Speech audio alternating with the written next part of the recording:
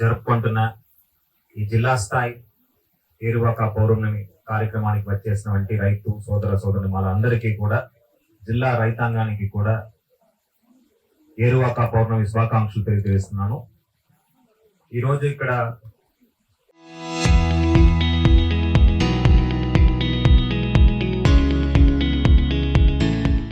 నేను రావడానికి ముఖ్యమైన కారణం స్థానిక సభ్యులు, గౌరవనీయులు ఎమ్మెల్యే వర్యులు నెహ్రూ సార్ పిలవడం వల్ల ఈరోజు రావడం జరిగింది. ఈ అవకాశం కల్పించిన ఎమ్మెల్యే గారికి నా ప్రత్యేక ధన్యవాదాలు తెలియజేస్తున్నాను. Thank you sir. అదేవిధంగా జిల్లాలో వ్యవసాయ శాఖని పకడ్బందీగా నడుపుతూ రేపు పదవి విరమణ చేయబోతున్న మన జేడి గారికి కూడా ధన్యవాదాలు తెలియజేస్తున్నాను. ఇన్ఫాక్ట్ నాకైతే ఒక పెద్ద నష్టమే జేడి గారు ముందు ఉండి నడపకపోవడం. సో ఐ హోప్ ఆయన డిపార్ట్మెంట్లో లేనప్పటికీ కాకినాడలోనే సెటిల్ అవుతాను కూడా చెప్పారు. సో ఆయన సహాయ సహకారాన్ని అందిస్తూ ఉంటారని అనుకుంటున్నాను. సో ఒక చక్కటి కార్యక్రమానికి ఈరోజు మనము శ్రీకారం చుట్టాము. ఈ సంవత్సరం రైతు సోదరులు అందరూ కూడా మీరు అనుకున్న విధంగా మీ పంటలంతా కూడా చేతికి వచ్చి మంచి ధరకి అమ్మబడతాయని ఆ దేవుడిని కోరుతున్నాను, ఆశిస్తున్నాను. ఈ సంవత్సరం గౌరవ ముఖ్యమంత్రి వాళ్ళ ఆదేశాల మేరకు మనము మే 31వ తారీఖే ధవళేశ్వరం నుంచి మనము నీళ్లు వదిలేయడం జరిగింది. అక్కడ డెల్టా ప్రాంత రైతులందరూ కూడా ఆల్రెడీ నారు పోసుకొని వాటిని నాటడానికి కూడా సిద్ధం అవుతున్నారు. ఎప్పుడు లేని విధంగా ఇక్కడ ఉన్న క్లైమాటిక్ చేంజెస్ అంటే వాతావరణం గురించి కూడా దృష్టి పెట్టి ఏ విధంగా ఈ ఖరీఫ్ సీజన్ మనకి ఉండబోతుంది, వర్షపాతం ఎలా ఉంటుందని ముందుగా ఆలోచించి గౌరవ ముఖ్యమంత్రి వారు ఆదేశాలు ఇవ్వడం జరిగింది.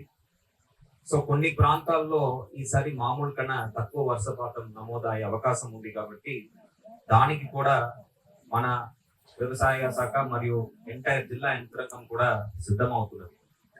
ఎందుకంటే ఎప్పుడు కూడా డ్రౌట్ వచ్చాక మనం అందరం దాని నుంచి బయటపడాలని ఆలోచించే నుంచి ఈసారి ముఖ్యమంత్రి వారిలో ఒక విషనరీ లీడర్షిప్ తో మనము ముందుగానే తయారవుతున్నాం.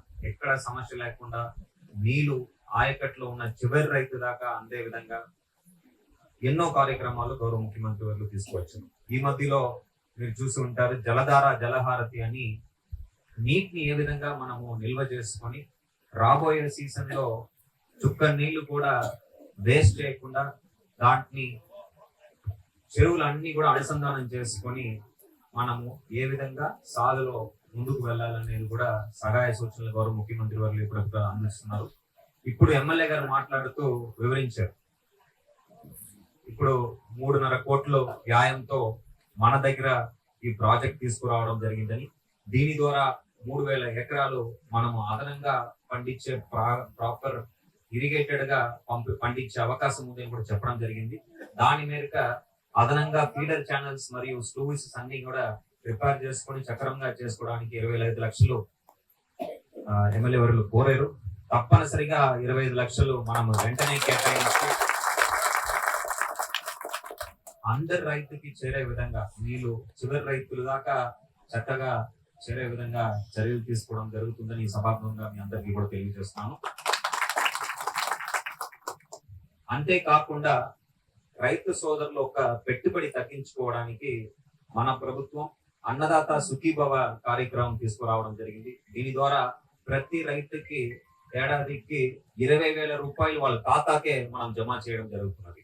మొన్నే మనము దాదాపు 99.58 కోట్ల రూపాయలు దాదాపు 2.5 లక్షల రైతుల ఖాతాకి మనం జమ చేసాం. మన కాకినాడ జిల్లా ఒక్కటికి మాత్రమే దాదాపు 100 కోట్ల రూపాయలు మనం జమ చేసాం.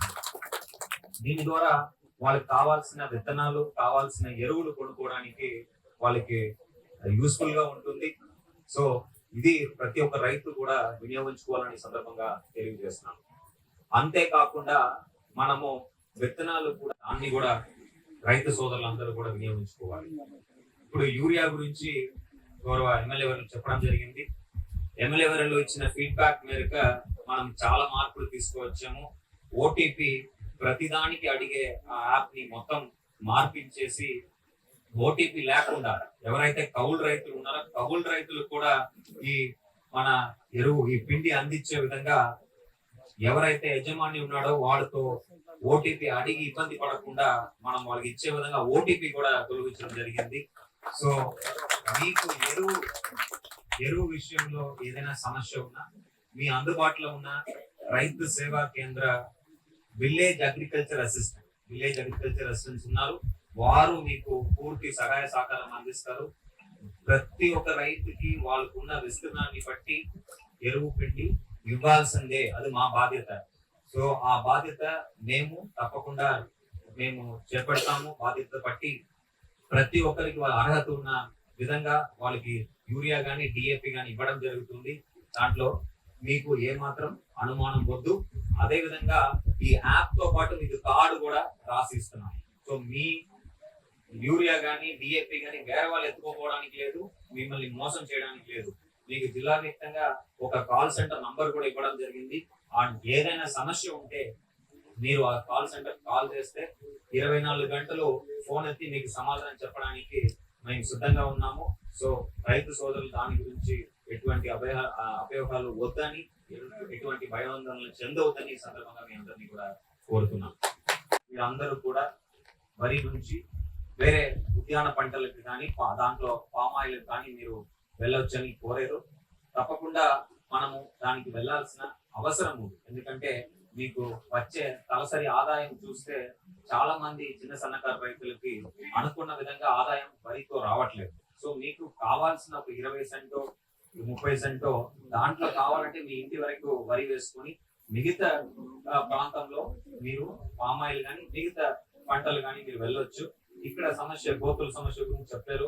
తప్పకుండా ఫారెస్ట్ డిపార్ట్మెంట్ వాళ్ళతో మాట్లాడి ఇక్కడ ఉన్న ఈ గోతుల్ని వేరే ప్రాంతానికి మనము పట్టుకొని వదిలేయగలమా అనేది కూడా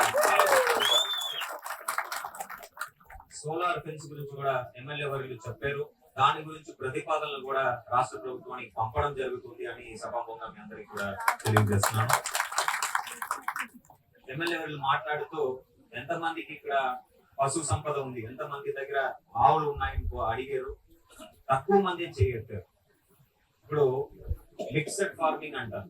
అంటే మీరు వ్యవసాయం చేసేటప్పుడు కేవలం ఒక పంట మీదే ఆధారపడకుండా 4 కోట్లు పెంచుకోవడం, 4 మేకలు పెంచుకోవడం, గొర్రెలు కానీ మేకలు కానీ పెంచుకోవడం, 1-2 ఆవులు పెట్టుకోవడం అనేది చాలా చాలా అవసరం. ఒక పంట ఫెయిల్ అయినా మీకు ఆవుల ద్వారా నెలకి ఒక 5,000 6,000 మీకు ఆదాయం వచ్చేది. ఇప్పుడే జేడీ గారు మాట్లాడి చెప్పారు చిత్తూరులో కలిసి పనిచేసామని. చిత్తూరు జిల్లాలో చూస్తే ప్రతి ఇంటికి మినిమం 2 ఆవులు ఉంటాయి. అవి హెచ్ఎఫ్ కానీ జెర్సీ కానీ ఉంటాయి. రోజుకి 4 లీటర్ నుంచి 5 లీటర్ పాలు ఇస్తాయి. సో మీరు 35 రూపాయలు పెట్టుకుంటే కూడా రోజుకి 150 నుంచి 200 రూపాయలు మీకు ఆదాయం వస్తుంది. నెలకి 6,000 రూపాయలు వస్తుంది. మీకు ఆ పంట వాతావరణ పరిస్థితి వల్ల పాడైపోయినప్పటికీ కూడా ఈ 6,000 రూపాయలు మీకు ఒక ఆధారంగా ఉంటుంది. ఇది ఆడవాళ్ళు చక్కగా పెంచుకోవచ్చు. సో అది మీరు ప్రతి ఒక్కరు కూడా ఆలోచించాలి. ఇక్కడ చాలా మంది సెల్ఫ్ హెల్ప్ గ్రూప్ లో సభ్యులుగా ఉంటారు. ఎస్హెచ్జి సభ్యులుగా చాలా మంది ఉంటారు. ఎస్హెచ్జి ద్వారా మనము మైక్రో క్రెడిట్ ప్లాన్ తయారు చేస్తున్నాము. దాంట్లో లైవ్లీహుడ్ కింద ప్రతి ఒక్క ఎస్హెచ్జి సభ్యులు కూడా మనము మీకు బ్యాంక్ లింకేజ్ ద్వారా బ్యాంక్ ద్వారా రుణాలు ఇచ్చి ఈ ఆవుల్ని ఇవ్వడానికి మనకు ఆస్కారం ఉంది. కాబట్టి ఎస్హెచ్జి సభ్యులుగా ఉన్న ప్రతి ఒక్కరు కూడా మీరు ముందుకు వచ్చి మీరు ఈ ఆవు యూనిట్ పెట్టుకోవాలని సందర్భంగా మీ అందరినీ కూడా కోరుతున్నాను. దానికి డిఆర్డిఏ వారి ద్వారా ప్రత్యేకంగా మన మామిడాడ గ్రామంలో కూడా ఒక సర్వే చేయించి ఎవరైతే ముందుకు వస్తున్నారో వాళ్ళందరికీ కూడా ఈ ఆవులు ఇవ్వడం జరుగుతుంది. ఈ సందర్భంగా మీ అందరికీ కూడా తెలియజేస్తున్నాను. పారిశ్రామికవేత్తలుగా తీర్చిదిద్దాలని ఒక సంకల్పం చేసుకున్నారు. దాంట్లో మన జిల్లాలో 25,000 మంది మనము చేయాల్సిన అవసరం ఉంది. 25 మందిలో పాడి రైతులు, మహిళా పాడి రైతులు కూడా ఒక భాగస్వామ్యం. సో మీరందరూ కూడా ముందుకు వస్తే తప్పనిసరిగా బ్యాంక్ లింకేజ్ ద్వారా కానీ సిడి ద్వారా కానీ మీకు ఆ యూనిట్స్ ఇవ్వడం జరుగుతుంది. ఇక్కడ ఉన్న ప్రతి ఒక్క రైతు కూడా కేవలం ఒక్క పంట మీద ఆధారపడకుండా మల్టిపుల్ ఇన్కమ్ సోర్సెస్ మీరు డెవలప్ చేసుకోవాలని సందర్భంగా కోరుతున్నాను.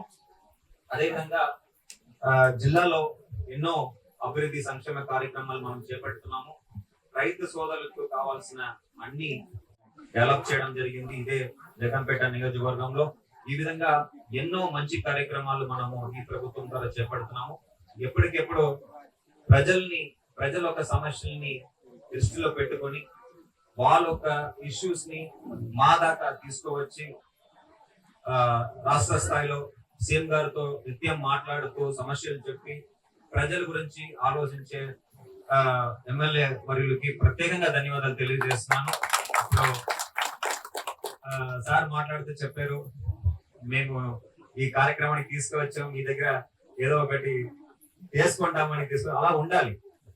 ప్రజల కోసం మనం అలా ఉండాలి. ఉంటేనే మనకి చాలా మందికి మేలు జరుగుతుంది.